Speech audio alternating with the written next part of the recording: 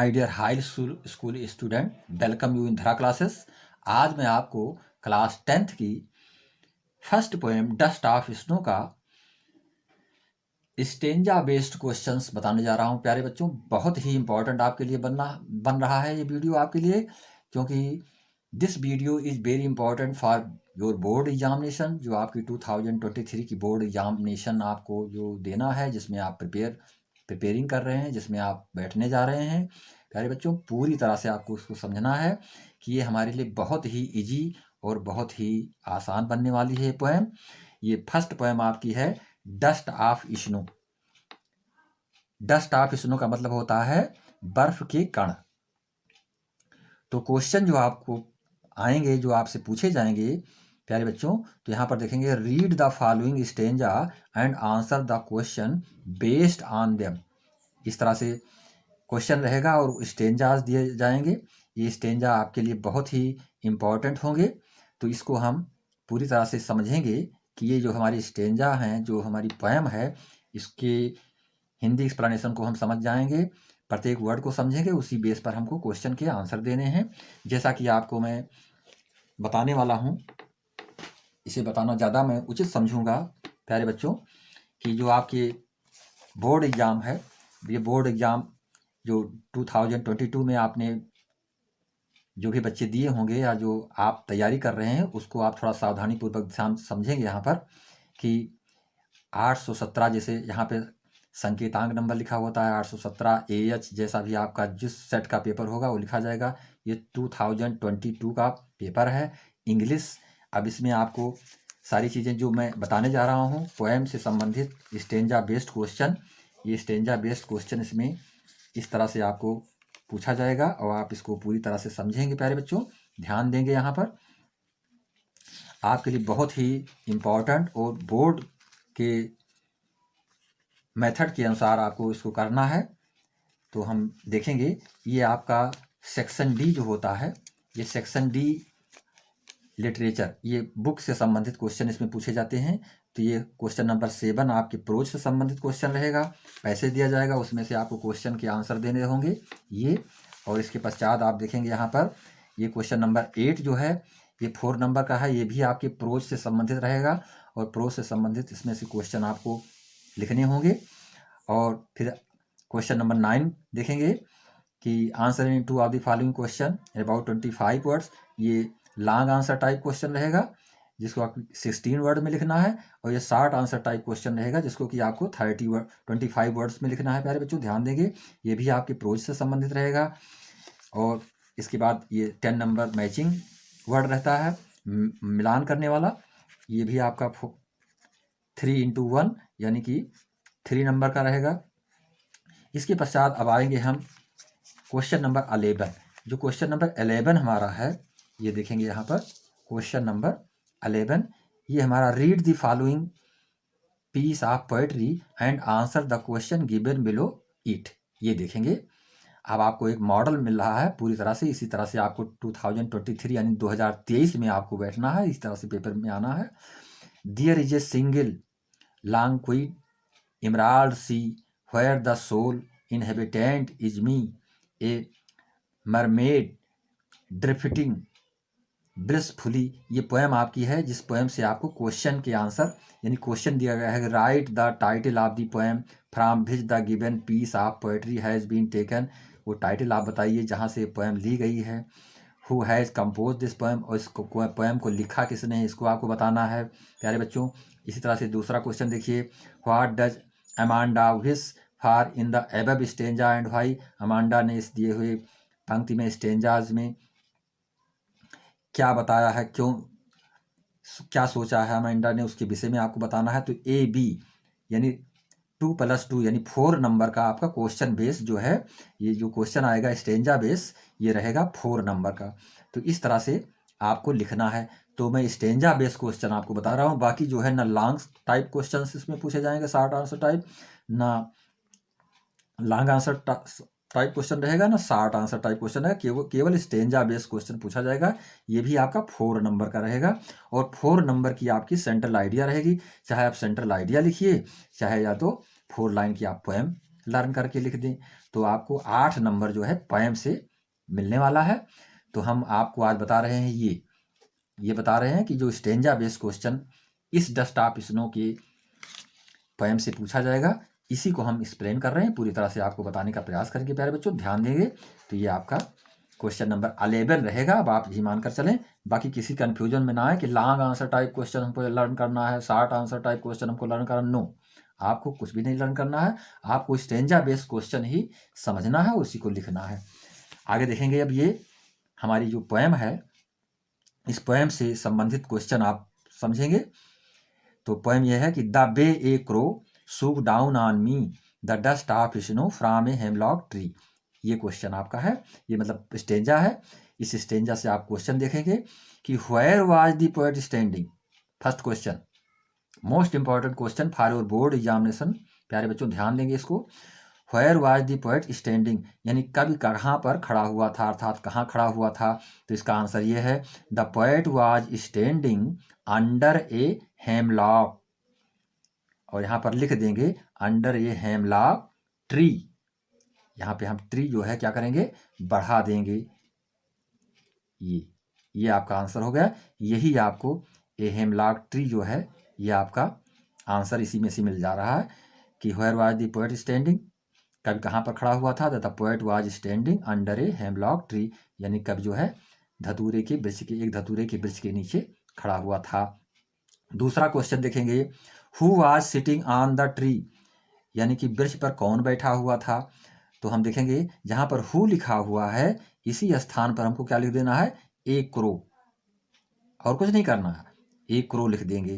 तो a crow was sitting on the tree, ये हमारा आंसर हो गया। आंसर हमको लर्न करने की जरूरत नहीं, इसी को स्टेंजा में हमको मिल जा रहा है, इसी पोएम में हमको इसका आंसर मिल जा रहा है कि ये crow was sitting on the tree, एक कौवा वृक्ष के ऊपर बैठा हुआ था। अगला क्वेश्चन देखेंगे, where did the particles of snow fail.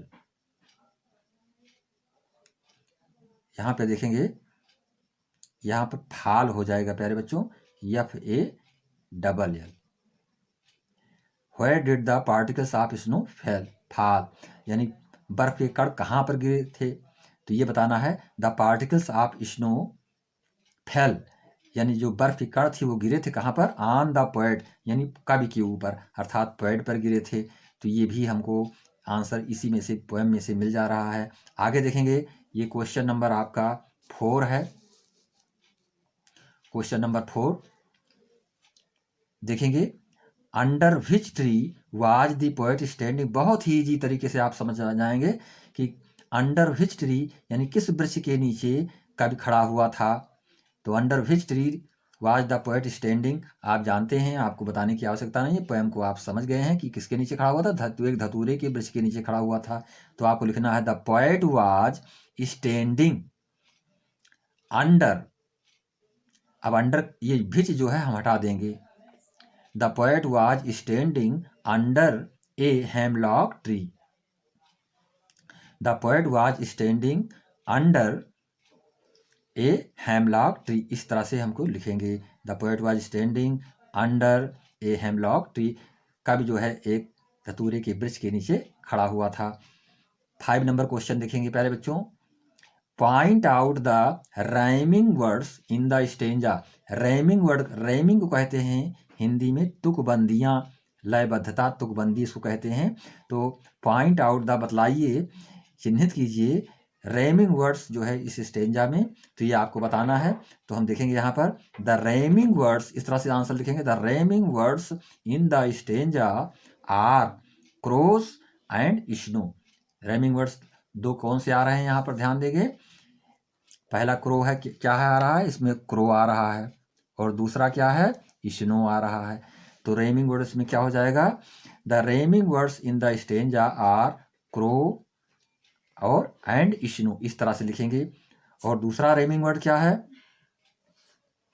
Me and tree, me and tree, me कहाँ पर है, ये मी आ रहा है, मी, और दूसरा क्या है, ट्री। तो मी और ट्री जो है ये रेमिंग वर्ड आ रहा है, मी एंड ट्री, जिसको हम एक सांकेतिक रूप में इस तरह से लिखते हैं, प्यारे बच्चों ध्यान देंगे, इसको सांकेतिक रूप में लिखेंगे ACBD।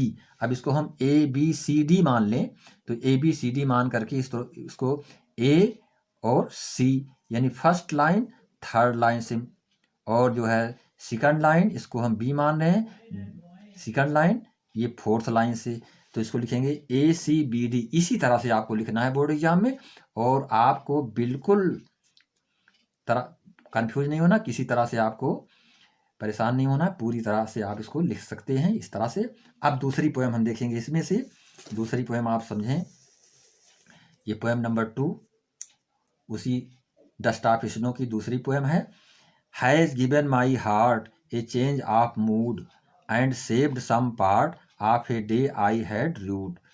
तो यहाँ देखेंगे इसमें भी क्वेश्चन, यदि इसमें भी रेमिंग वर्ड पूछा जाए तो इसमें जो है हार्ट इसी तरह से लिखेंगे आप, और दूसरा क्या है पार्ट, और ये है जो मूड ये सेकंड लाइन, और थर्ड लाइन फोर्थ लाइन क्या है रूड।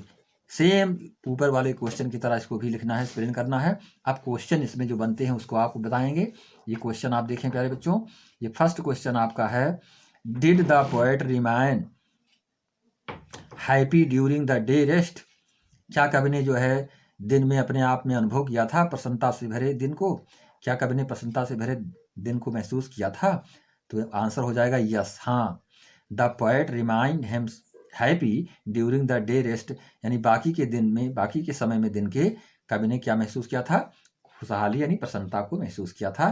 तो ये आपका क्वेश्चन नंबर 1 हुआ ये सेकंड पोएम का।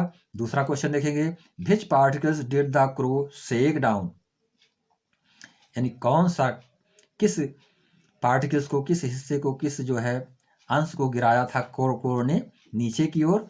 तो क्या गिराया था? तो हम यहाँ देखेंगे द क्रो शोक down the dust of snow, यानी क्रो ने हिलाया था, हिला करके गिरा दिया था। क्या गिरा दिया था? The dust of snow. The dust of snow आपका ये आंसर बन रहा है इस पोएम का, यानी बर्फ के कण को गिराया था उसने। आगे देखेंगे question number 3, by home the poem dust of snow is composed by, यानी किसके द्वारा the poem dust of snow लिखी गई है। तो ये बताना है कि डस्ट ऑफ स्नो को कंपोज करने वाला इसके कवि कौन है, ये बताना है हमको। तो the poem dust of snow, ये जो पोएम है dust of snow is composed by Robert Frost. इसके पोएट कौन है, क्या नाम है इनका? Robert Frost. ये हमको जानना है कि इसको रॉबर्ट फ्रॉस्ट ने लिखा है। इसको भी हमें ध्यान रखना है कि पोएम के जो पोएट हैं वो कौन है, तो रॉबर्ट फ्रॉस्ट। 4 नंबर क्वेश्चन देखेंगे प्यारे बच्चे, यहाँ पर ध्यान देंगे। 4 number, here I stand for the, यानी आई का प्रयोग यहाँ पर किस रूप में हुआ है, किसके लिए किया गया है? तो लिखेंगे इसको poet. Here I stand for the poet, यानी ये जो आई है किसके लिए प्रयोग किया गया है? पोएट के लिए प्रयोग किया गया है। तो इसको इस तरह से लिखेंगे, here I stand for the poet. ये आपका आंसर बन जा रहा है, ये हमारा आंसर बनेगा।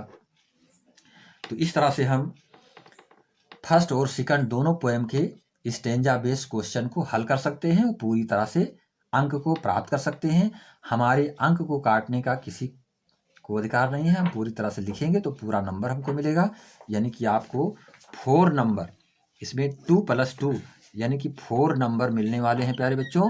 ये 4 नंबर आपकी जेब में हो जाएंगे यदि आप इसको थोड़ा ध्यान से समझ लेंगे, पढ़ लेंगे।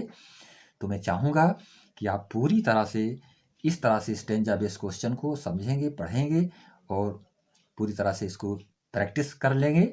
और कुछ क्वेश्चन ऐसे इस प्रकार से होते हैं जिसको हमको लर्न करने की आवश्यकता नहीं होती। इस पोएम को समझ जाने के पश्चात हमको क्वेश्चन लर्न करने की आवश्यकता नहीं कि लॉन्ग आंसर टाइप क्वेश्चन हमको देना है, शॉर्ट आंसर टाइप क्वेश्चन देना है।